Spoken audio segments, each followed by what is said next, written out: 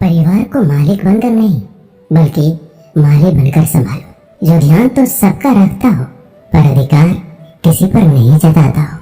श्री कृष्ण कहते हैं, कोई मौका दे तो उसे धोखा मत देना और कोई धोखा दे तो उसे मौका मत देना।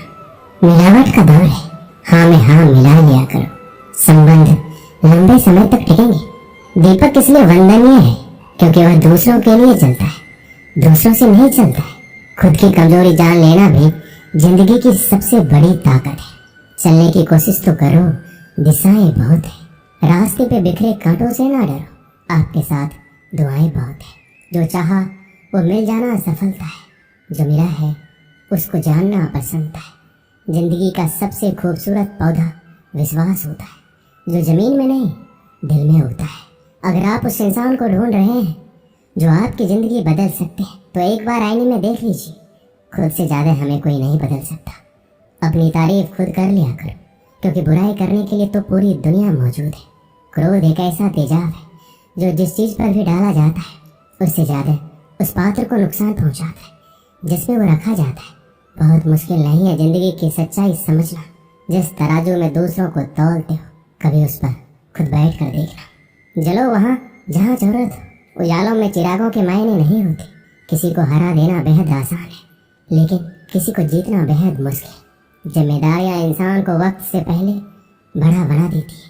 समय वह है जिसे हम सबसे ज्यादा चाहते हैं, पर जिसे हम सबसे गलत तरीके से उपयोग भी करते हैं। त्याग के बिना कुछ भी पाना संभव नहीं है। एक सांस लेने के लिए पहली सांस छोड़नी पड़ती है।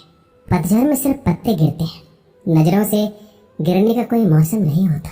जिसे खुद की गलती नजर नहीं आती उस इंसान से दूरी बना लेना ही बेहतर होता है। जिनका दिल साफ होता है दुनिया गलत साबित उन्हीं को करने में लग जाती है। जीवन में सबसे अच्छा सबक आप ये सीख सकते हैं कि कैसे शांत रहना है।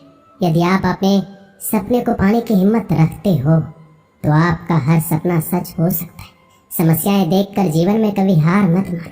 क्या पता इसी समस्या के अंदर तुम्हारी एक बड़ी शुरुआत छुपी हो। अगर कष्ट बड़ा है तो कामयाबी भी बड़ी ही मिलेगी। भीतर क्षमा हो क्षमा निकलेगी। भीतर क्रोध हो क्रोध निकलेगा।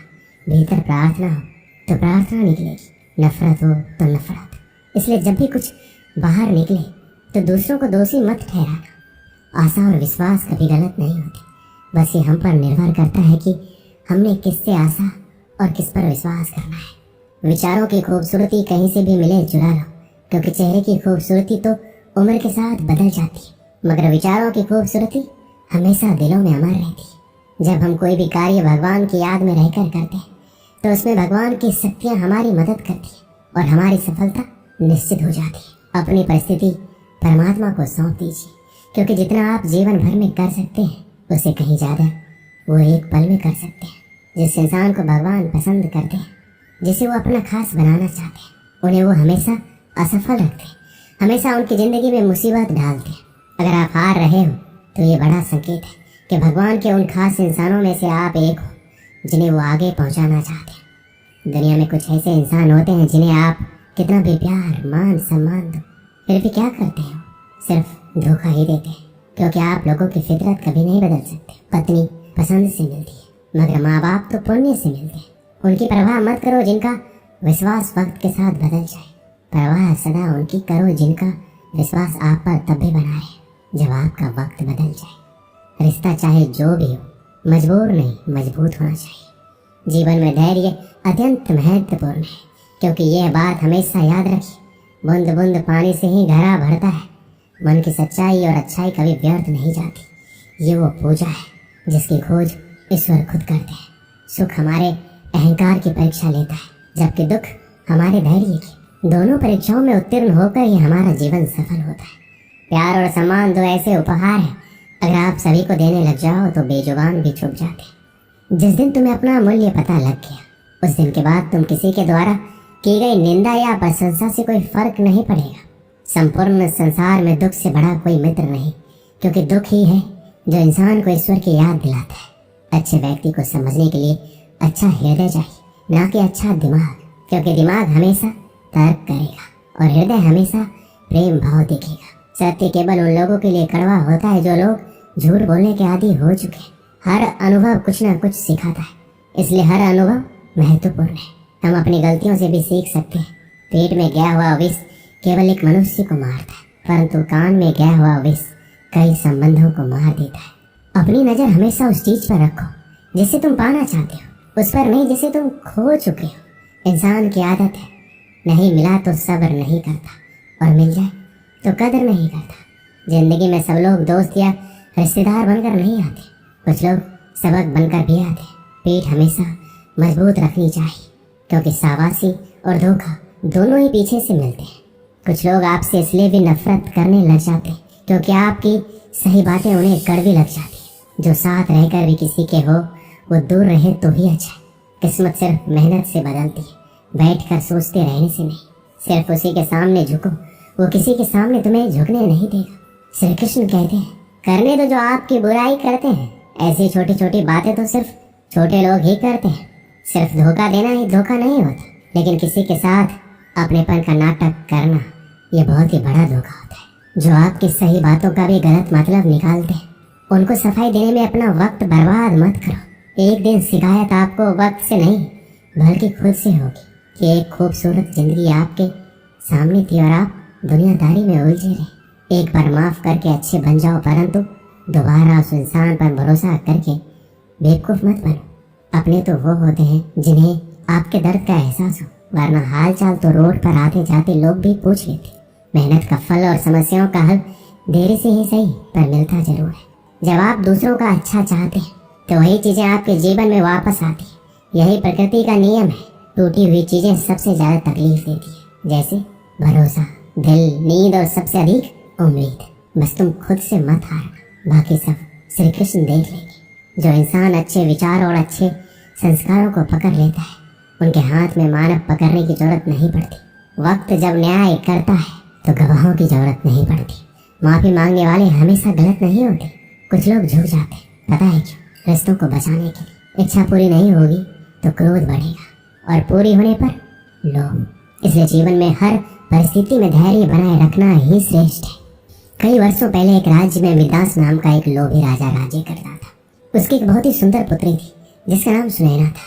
मिदास अपनी पुत्री से बेहद प्रेम करता था, किंतु उससे कहीं अधिक उसे सोने से प्रेम था। उसके खजाने में सोने का भंडार था। उतना सोना दुनिया में किसी भी राजा के खजाने में नहीं था। इसके बाद भी खजाने में जितना सोना बढ़ता, राजा मिदास की लालसा उतनी ही बढ़ती जाती। उसके दिन का अधिकांश समय खजाने में रखे सोने को गिनने में निकल जाता था। सोने के लालसा में अक्सर वो अपनी पुत्री को अनदेखा कर देता था। दिन पर दिन उसकी सोने की लालच बढ़ती जा रही थी और अधिक सोना प्राप्त करने के उद्देश्य से उसने एक बार अन्न जल त्याग कर ईश्वर की कठोर उपासना की। उसकी उपासना से प्रसन्न होकर ईश्वर ने उसे दर्शन दिए और मनचाहा वरदान मांगने को कहा। मिदास बोला, हे ईश्वर, मुझे वरदान दीजिए कि मैं जिस भी वस्तु को छूं वो सोना ही बन जाए। ईश्वर मिदास की लालसा समझ रहे थे। वरदान देने के पूर्व उन्होंने पूछा, राजन, क्या ये वरदान मांगने के पूर्व तुमने अच्छी तरह विचार कर लिया है? हे ईश्वर, मैं इस विश्व का सबसे धनी राजा बनना चाहता हूँ। मैंने अच्छी तरह से सोच लिया है, मुझे यही वरदान चाहिए। कृपया मुझे ये वरदान प्रदान कीजिए। तथास्तु, मैं तुम्हें वरदान देता हूँ कि कल सूर्य की पहली किरण के साथ तुम जिस भी वस्तु को छुओगे वो सोने की बन जाएगी। आशीर्वाद देने के उपरांत ईश्वर अंतर ध्यान हो गए। राजा मिदास ये वरदान पाकर खुशी से फूला नहीं समाया। दूसरे दिन सोकर उठने के उपरांत अपनी शक्ति परखने के लिए उसने अपने पलंग को छू कर देखा। वह पलंग सोने का बन गया। मिदास बहुत खुश हुआ।